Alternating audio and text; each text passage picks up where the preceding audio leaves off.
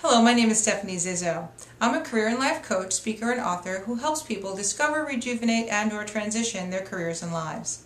Welcome to the Finding Your Possibilities series. Today's topic is your year in review.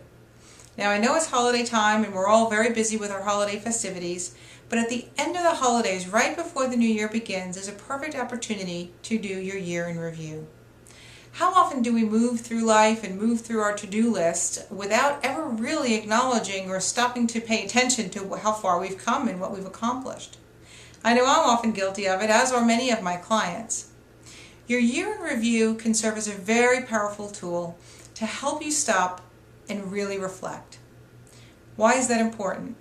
Well, when we do stop and reflect on what we have accomplished, it really helps boost our pride and our confidence in ourselves. We see that even if we didn't finish everything we started. And we've gotten far in many of the areas, and maybe we have really achieved some results in some of the things that we've focused on this year. Your year in review also helps you look at what worked, what didn't, what you want to do more of and less of. It helps you plan for the next steps. So it really does help you also plan for your New Year's resolutions. So often we just keep adding one resolution after another, often just pulling them from last year, the ones we didn't accomplish, and just keep adding them to the new year, without really paying attention to how and if those New Year's resolutions really fit our lives right now.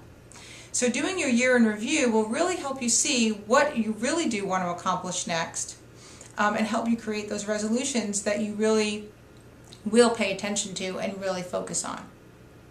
So how do you do it? Well, you start off by taking a computer, journal, or notebook, whatever works well for you, and begin to think about how you want to organize this. So one way is to look at a snapshot of your entire life and just ask the questions about your entire life. Another is to segment your life and look at the different areas of your life individually, such as career, family, personal growth, etc., whatever really works for you and what matters most to you, the areas of your life that matter most. So these are the questions you're going to ask yourself. Number one is, what did I accomplish? What did I achieve? What did I start? What did I make headway on this past year? The next question is, what did I learn? Now, that learning could have come from a class you took or some knowledge you just looked for. It could also come from an experience you had, and what did you learn about yourself, about others, about this experience that really will help propel you forward. And the next question is, what worked? What didn't? What worked really well? What went well? And what didn't? Now that could pertain to something you did, your process. It could also pertain to a result or an outcome. But remember, your process or your actions and efforts really are the only thing that we can control, that you can control. So you do want to focus more on those than on the outcomes.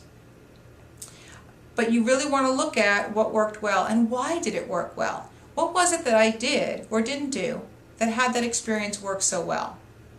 And when it didn't work well, same thing. Then the final question is, what would I like to do differently now, based on everything I learned about this past year and everything I accomplished this past year? And the doing differently could include different processes or structures or systems. It could include different behaviors, different ways of being that you want to step into. Maybe you want to stretch out of your comfort zone more, you realized you hadn't. Or maybe you want to stop doing some things because you're overwhelmed. Your year in review will really help you see how far you've come and help you plan for what's next.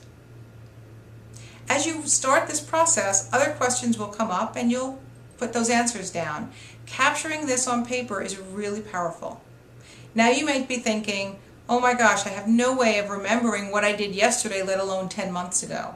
If that's the case, do the best you can for this year, and you can start your new year with the intention of doing a month in review. So you'll ask these same questions at the end of every month.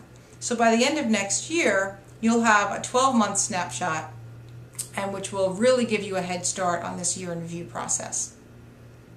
As always, if you'd like some personal attention as you navigate through your year in review or plan your new year and your New Year's resolutions and goals, please contact me for a free consultation to see how coaching can help you.